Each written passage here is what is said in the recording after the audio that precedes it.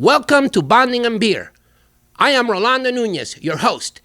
Today is our 17th episode, and we're going to talk about polymerization. Let's go, baby!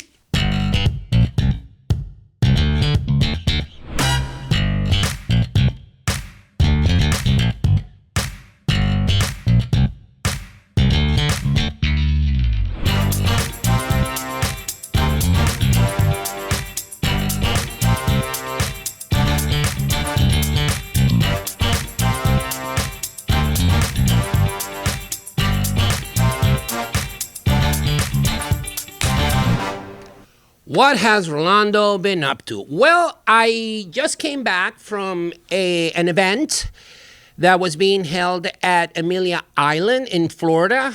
It is the ASDA, which is the American Society for Dental Aesthetics. Super fun event. It was great. And what I found interesting about this event is that there was a lot of young people. It's a very intimate, small event. But they're bringing in more, young people, young dentists, young clinicians that want to enhance their skill set, and they want to dive into the world of dental aesthetics. So I really like talking to these guys. It was a lot of fun. Any stories from my recent travels? Well, while I was at Amelia Island in this event, Bisco sponsored a party, and this party was a themed party, 1970s, disco party. Now, as you probably know by now, I'm not a big fan of Ray Hampton, but he was there, and he was wearing a 1970s disco outfit, and he had an afro, a wig, of course. He had an afro and a mustache, and he was having fun. I was really happy to see him having fun because he's a little bit stiff. But, a shout out to Ray Hampton.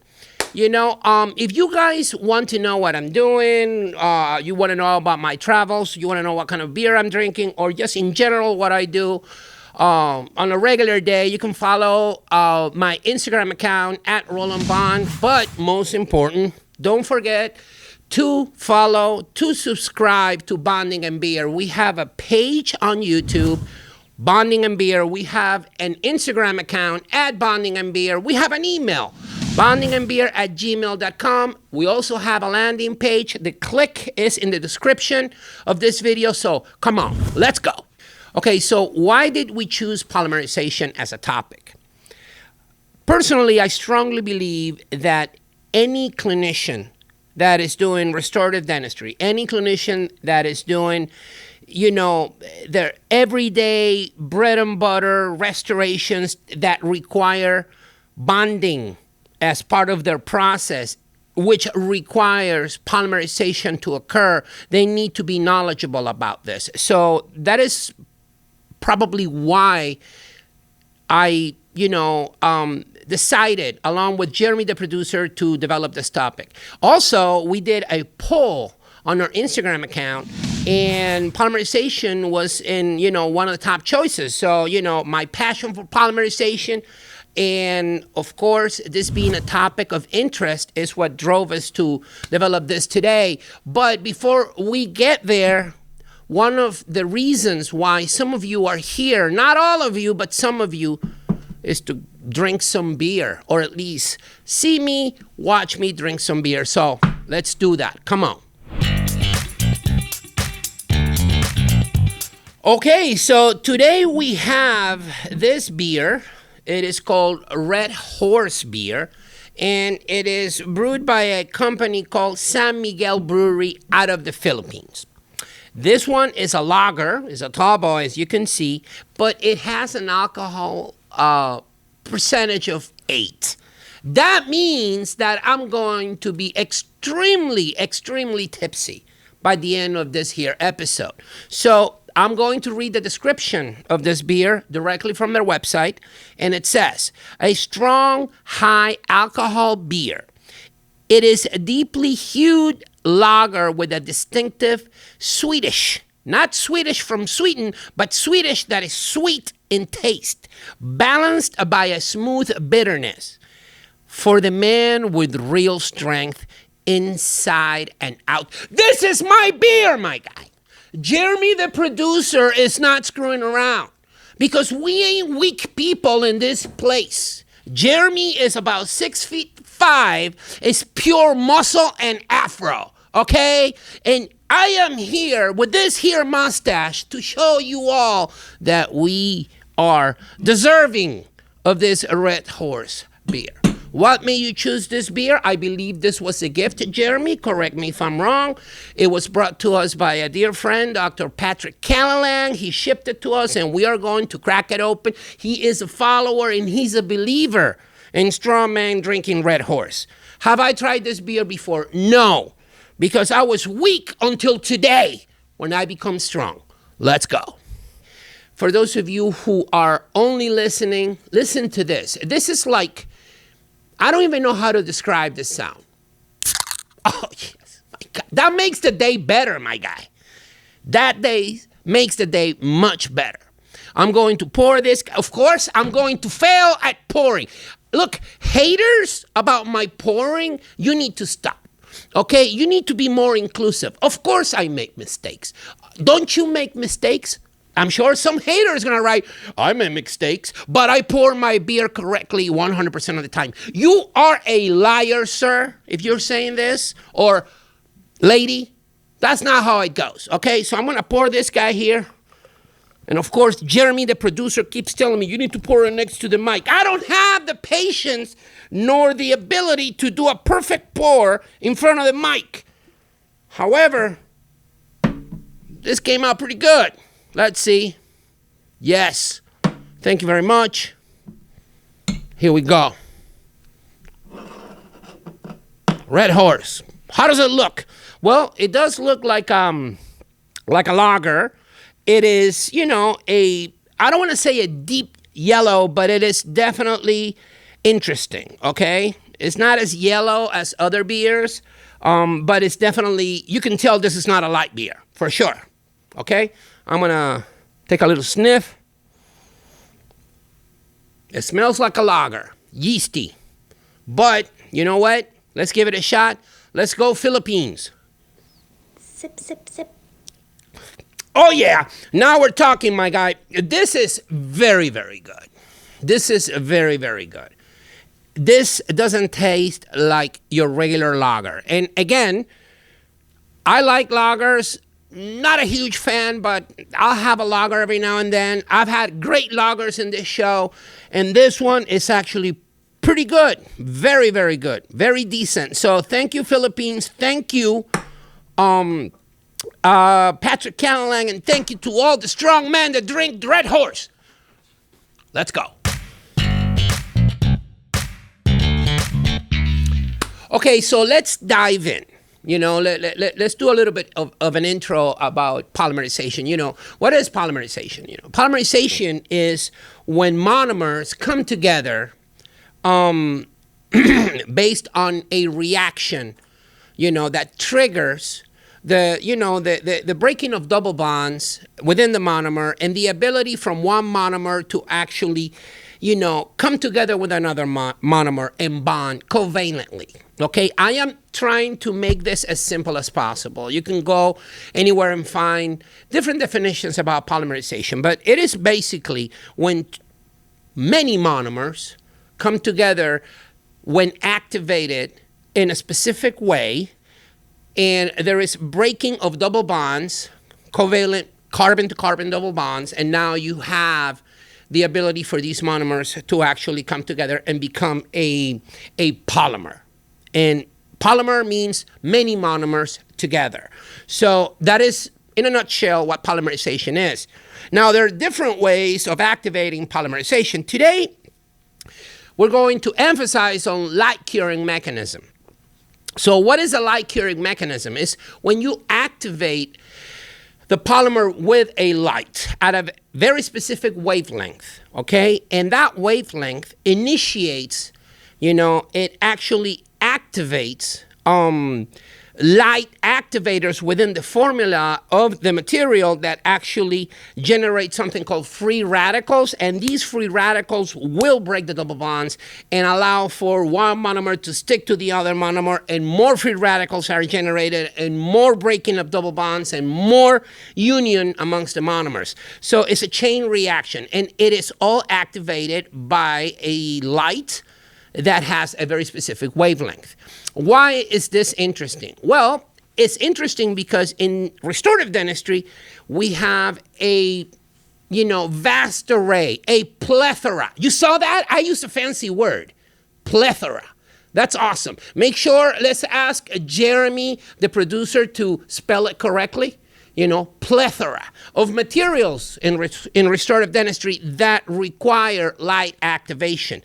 Anywhere from a dental adhesive to your regular everyday composite to some cements.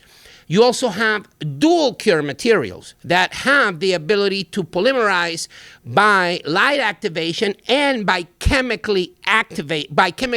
activation, which is mixing. When you mix them, they are able to polymerize, okay? And this happens based on a reaction triggered by base catalyst interaction. But we're going to focus on light activating materials, okay? Now, the better a material is polymerized, is going to have the best physical properties possible within that material. So you want to make sure that you have a good polymerization process, okay? And this will have an effect on the clinical performance, on the clinical outcome of the restoration. So that's why polymerization is interesting. It's extremely important. And we're going to talk about, all the little details regarding light activated materials.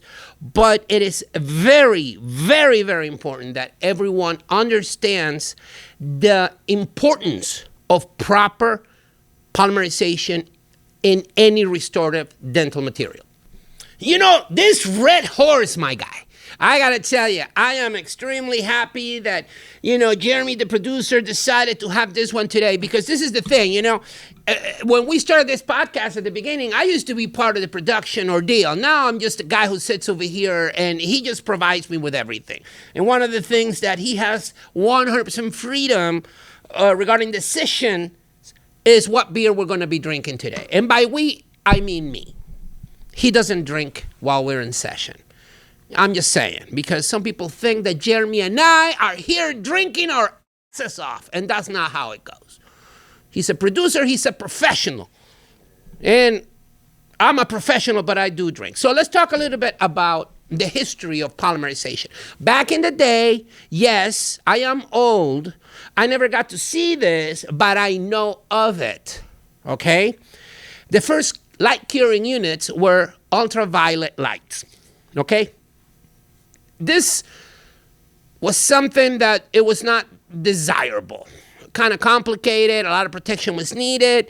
So that phased out, I don't want to say fairly quickly, but people understood the need to find something more forgiving to polymerize their dental materials. So halogen lights came out. Halogen lights are still a thing. There are people that have halogen lights.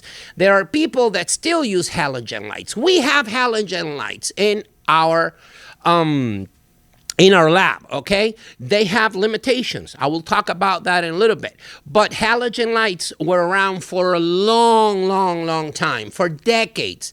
And materials were developed considering the ability of halogen lights to properly polymerize them, okay? So that was I don't want to say a trend, that was just the norm, people using halogen lights. I want to get a little bit ahead of myself here. Halogen lights usually had medium to low intensity, and they will wear out fairly quick. So technology brought LED lights into the system, okay? LED lights became interesting, they became popular, and now they are basically the norm. For the most part, most clinicians, I'm not going to say all because that will be wrong to say all, but most clinicians use an LED light. They don't use the same LED light. They don't use the same quality LED lights, but an LED light of some sort. Now, when you start thinking about what's out there in the market right now, such as your LED lights and your halogen lights, right? Sip, sip. Your halogen lights, what are the limitations of a halogen light? Well, the halogen light depends on a light bulb. Okay? And this light bulb is a halogen light bulb. It's very high intensity light bulb, specifically designed for these type of curing units. It has a lifespan, okay? It will start degrading. These are not your energy efficient, long-lasting light bulbs that we have today in the market that we may have in our homes. We're talking about stuff that was being developed in the 60s and the 70s. The light bulb didn't last very long. But the problem was that the intensity, the output, the energy output of the curing light depends on that light bulb. And as soon as that light bulb starts to lose its ability to, provide the proper intensity, the output, the energy output of your curing unit starts to diminish, starts to degrade. Most dentists, and I know this for a fact, didn't know when their light bulb was about to die, or at least when did it start to degrade. What happened was that the light bulb just died, and then they went on and changed the light bulb and kept that going. But ask yourself, what happened to the last 30, 40 restorations that clinician polymerized with that dying light bulb? Were the physical properties of the material, was that adhesive properly polymerized? Was that composite properly polymerized to provide the best outcome possible? It was not. They were not properly polymerized. Even though there were tools out there like radiometers that, I remember I was taught you need to get a radiometer and measure the intensity, of your light, of your halogen light every day and keep a log. And as soon as you start to see a decrease of that intensity, of that measurement that you did every day, that is when you're going to change the light bulb. That was the moment where you had to say, okay, this is dying, I'm going to put a new one. A lot of people didn't do that. And then they wonder, composite restorations didn't last long because they were not properly polymerized. They were not properly polymerized. And this happened all the time. And the whole world had a halogen curing unit. And don't get me wrong, even though there were fantastic curing units like the Demetron curing unit, the Optilux, the 3M ones, the VC Lux, the Ivoclars, okay? All these, Bisco had something called VIP. There were great curing units. There were a lot of cheap units. And also the quality of the light bulb was totally different between one curing unit and the other one. These things generated so much heat that they had a fan inside the unit. And you're thinking about, Rolando, you were supposed to talk about polymerization. Yes, but in order to achieve proper polymerization of the material, you need to have a proper curing unit. And to me, that is the biggest problem today. When you have clinicians that are under-curing their material. So how do you expect for a material to provide the physical properties that the company, the manufacturer, claims in their brochures, in their websites? The people that speak about these products, they say, this material has this wear resistance or this flexural strength or whatever, when that material is not achieving proper polymerization clinically because you have a light, a curing unit that is not providing the proper intensity. That is what's interesting to me. That is where we need to think about what's going on, okay? The polymerization process is the same. You hit it with a light, you trigger the generation of free radicals, and, you have your polymerization process, it happens. But are you hitting that material with the proper intensity? Okay, so halogens had an issue that they died quickly, the bulb, they died quickly, and very few people were logging in the intensity of that light every day. At the most, a halogen light could hit, the intensity that it was spitting out could be anywhere between, 500, 600 milliwatts. Is that a lot? Not really, because as soon as you start creating distance from the tip of the light to where the material is placed, a lot of the intensity was lost, okay? So, if you were deep in a box, in a proximal box, and 3-4 millimeters, even if your light was spitting out 500 milliwatts, maybe it was only hitting the material with 200 or 300 milliwatts. So you lose some intensity due to distance. So if you have, a reduction in the intensity based on distance, if you have, a low intensity curing unit from the start, and you have a dying light bulb, it is a miracle that those restorations lasted, 3-4 years. A miracle. And then you go back in, I got, secondary caries, or I got micro leakage, and you wonder why. Well, you didn't cure it well enough. Whose fault is that? The manufacturer or the clinician? Something to think about. I'm just saying, right? Let me get a little bit more red horse over here, because I'm getting rowdy. Sip, sip, sip. Now, one of the cool things about LED lights when they come into the market is that LEDs last longer. They can last a long time. It's kind of difficult for an LED to die, especially in a curing unit, okay? Also, LEDs are cheaper, okay? They don't require a fan. It doesn't generate that much heat that you need a fan, a cooling system. Okay, so a few companies started looking into the LED lights as a possibility to develop curing units that will work better than the halogens. And of course, this is the ultimate goal. But the few LED lights that came out first didn't have the proper wavelength. They had a narrower wavelength, so sometimes they were not able to properly activate the light activation systems of some materials. They were just not able to do so. If you think of the wavelength of a halogen light, could be, something like this, and the wavelength of an LED, the LED wavelength is much narrower, okay? The wavelength that is needed for a light activation system might fall outside the spectrum of that narrow wavelength of an LED. So all of these things were being developed. All of these things, people were finding out about these things.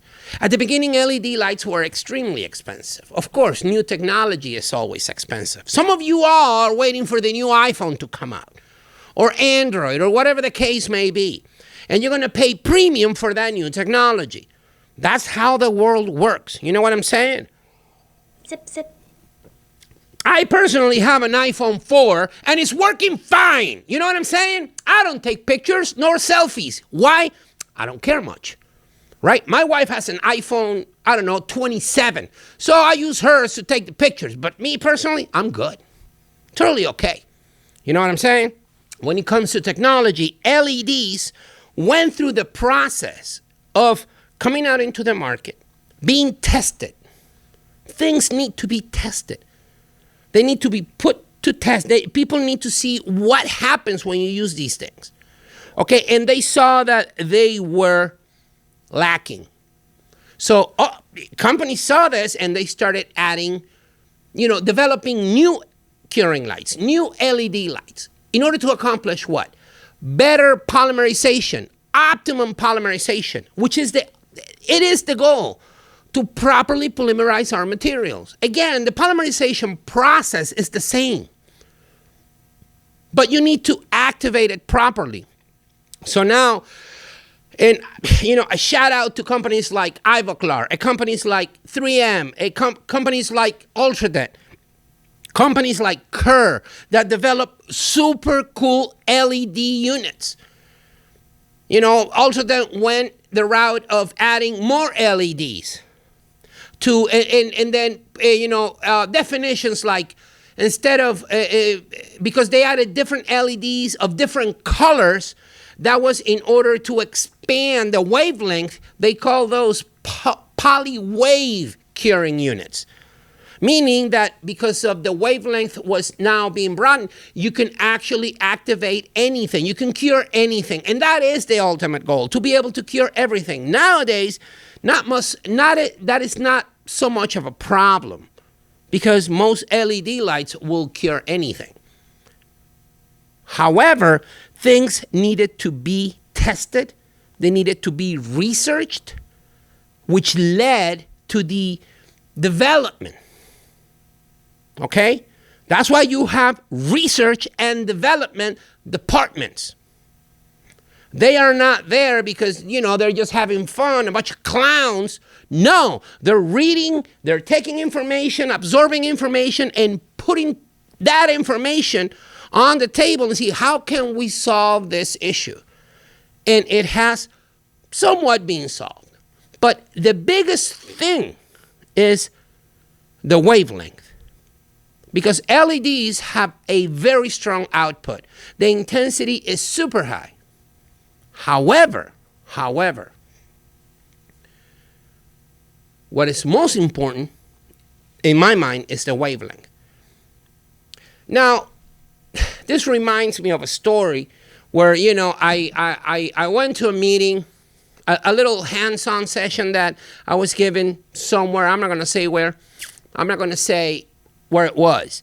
And one of the conditions was that everyone brought their LED light. And everybody did. And I had a little radiometer. Sip, sip, sip. And I started measuring the intensity of all these curing lights. Some of these intensities were, 1,500, 1,800 milliwatts, which is awesome. And of course, people had Velo lights. People had LE-Pars from 3M. Velos are from Ultradent. People had the blue face curing lights. But a lot of people had curing lights that they bought on Amazon for $52.99, and they got it the next day because they had a Prime account. I'm not going to give Amazon Prime a shout out, but let's go. And then we measured the intensity. 300, 200. You're supposed to be above 500. These things didn't work. They didn't work. With all due respect, they sucked. So, now I got these guys, and I have to, first of all, asking them, without disrespecting them, why are they using a toy to do restorative dentistry? A toy. You know what I'm saying? A toy. If you are going to spend money in equipment for your office, the curing light has to be on top of that equipment. You have to. So we measure all these curing lights, and then, of course, I pulled people aside when I saw the intensity at 400. Come here, my guy. Listen. Okay, it's time. It's time. So, do you have a promo code for a Velo light from Ultradent? Promo code? I don't work for Ultradent. I wish I had a promo code to tell everyone, hey, if you buy a Velo light, you can get this discount. Hey, by the way, if somebody from Ultradent is listening to us, send me a promo code, my guy. Send Jeremy, the producer, and I the promo code so people can get your Velo light. Or maybe somebody from Ivoclar is listening. We are more than happy to provide promo codes so people can get discounts so they can get good, solid equipment. Because good, solid equipment leads to better dentistry, better clinical performance of materials. You know what I'm saying?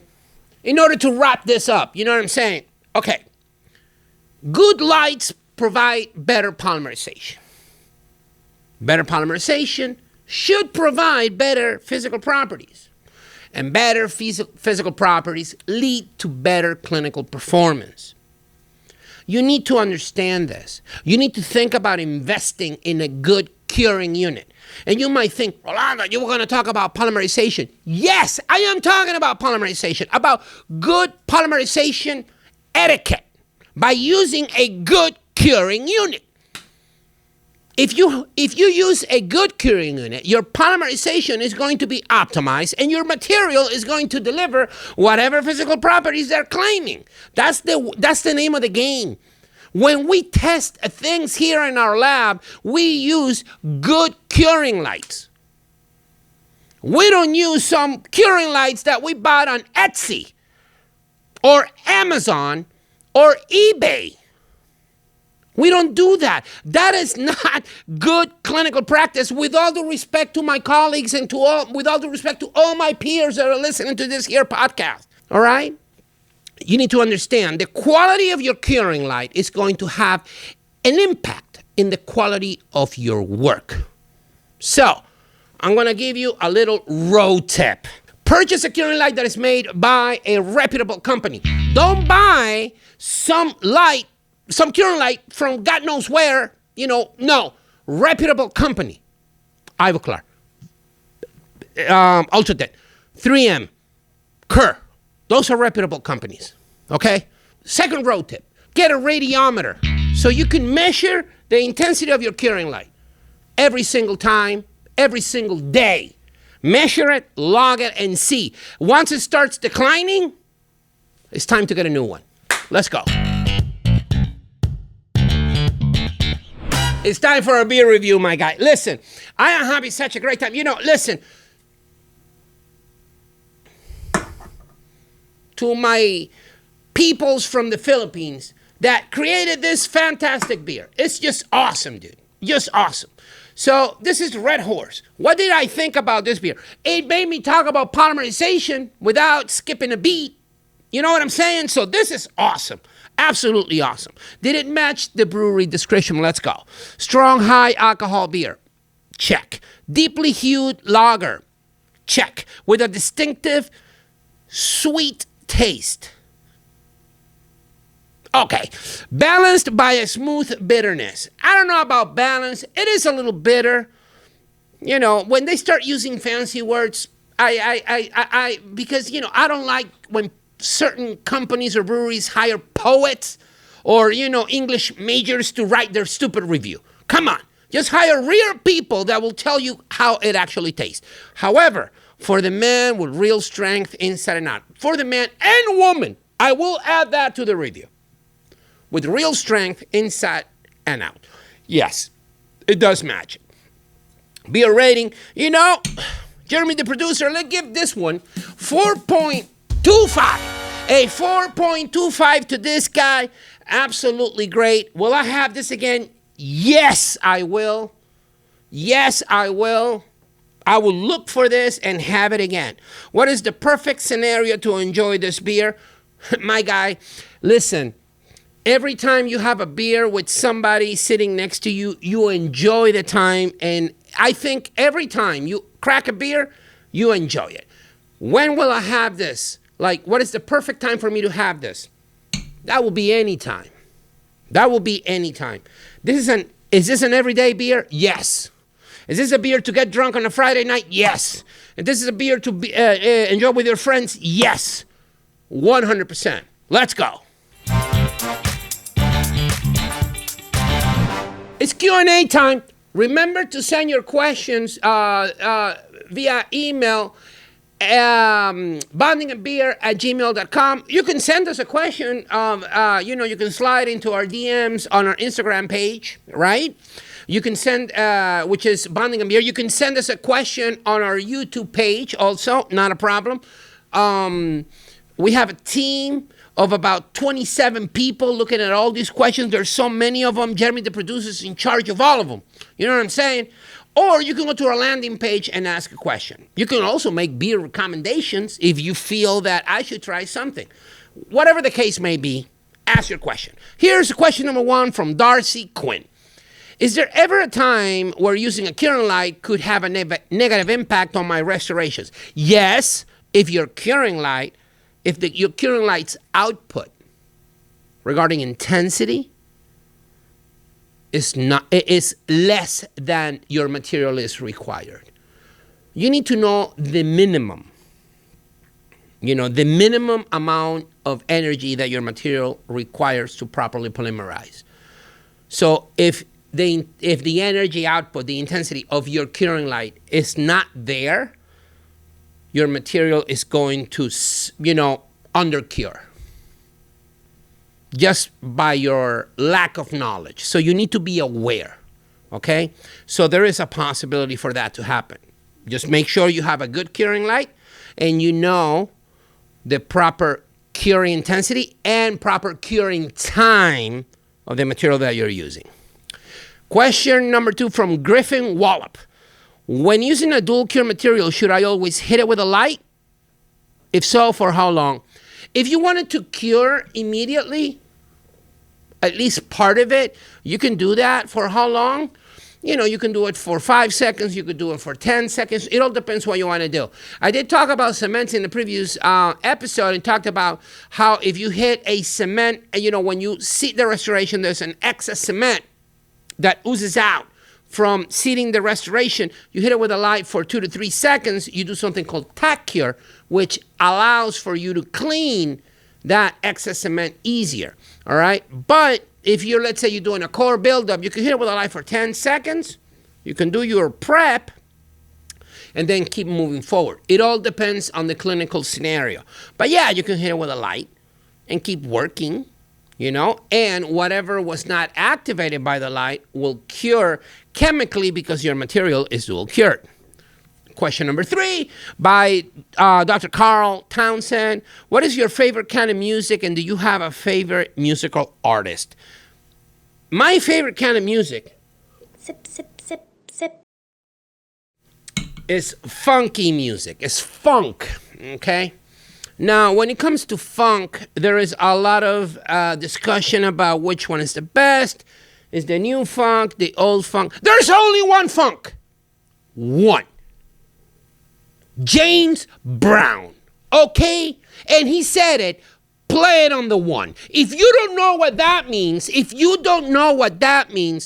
look it up. James Brown, when he told his bass player, Bootsy, play it on the one. Because he did that, play it on the one. It was a musical revolution. A musical revolution. And if there is a song that actually, it's just the birth of funk. The birth of funk, in my mind, is a James Brown song. Because I'm drunk, I can't remember the name of the song. Hold on. We'll figure it out. No, wait.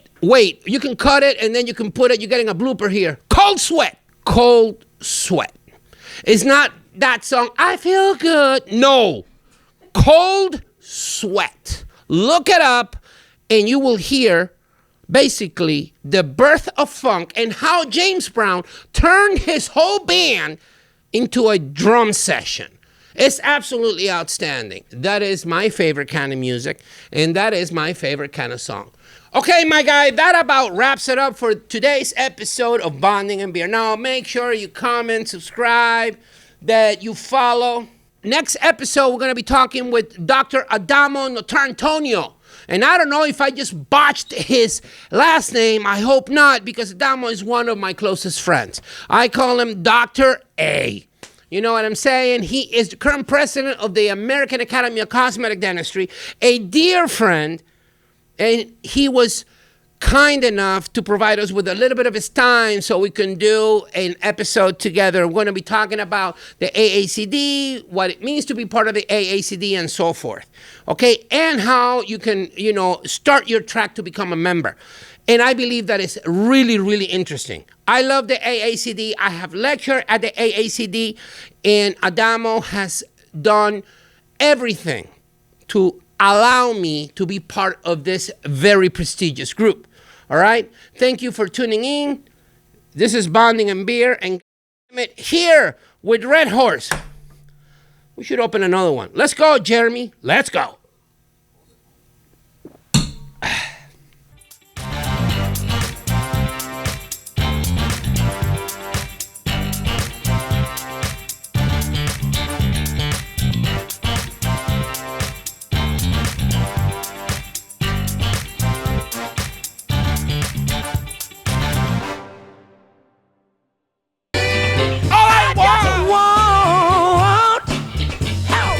Our love to last. No, you need to stop that. Otherwise, I'm gonna open another one. Okay.